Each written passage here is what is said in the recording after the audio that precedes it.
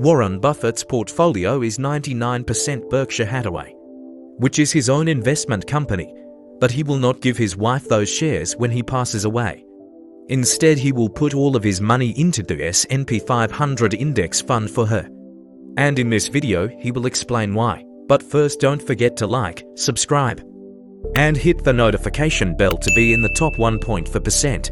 Now let's get today's video started. I'd like to ask a question that can serve as a follow-up to the question that Carol had asked, and Charlie in that response said that he thinks the Berkshire's businesses on the whole will do better than the S&P 500.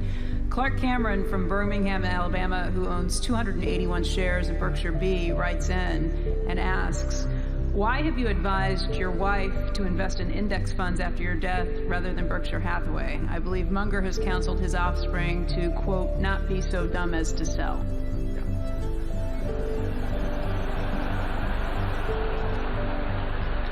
She won't be selling any Berkshire to buy the index funds. All of my Berkshire, every single share will go to philanthropy. So that I don't even regard myself as owning Berkshire. You know, basically, it's committed. And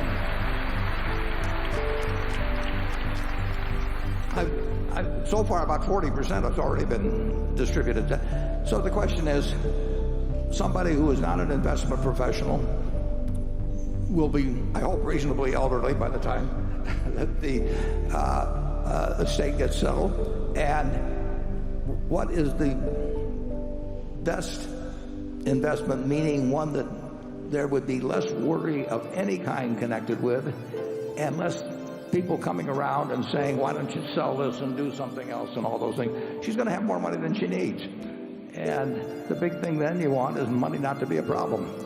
And there will be no way that if she holds the S&P, or virtually no way, absent something happened with weapons of mass destruction, but virtually no way that she'll have all the money that she possibly can use. She'll have a little liquid money so that if stocks are down tremendously at some point, they close the stock exchange for a while, anything like that, she'll still feel that she's got plenty of money. And the object is not to maximize. It doesn't make any difference whether the amount she gets doubles or triples or anything of the sort. The important thing is that she never worries about money the rest of her life. And I had an Aunt Katie here in Omaha, Charlie knew well, and worked for her husband, as did I. And she worked very hard all her life and had lived in a house she paid, I don't know, $8,000 for, 45th and Hickory, all her life. And because she was in Berkshire, she lived in 97. She ended up with, a few $100 million. And she would write me a letter every 4 or 5 months, and she said, "Dear Warren, I hate to bother you, but am I going to run out of money?" And and I would write her back, and I'd say, "Dear Katie, it's a good question, because if you live 986 years, you're going to run out of money."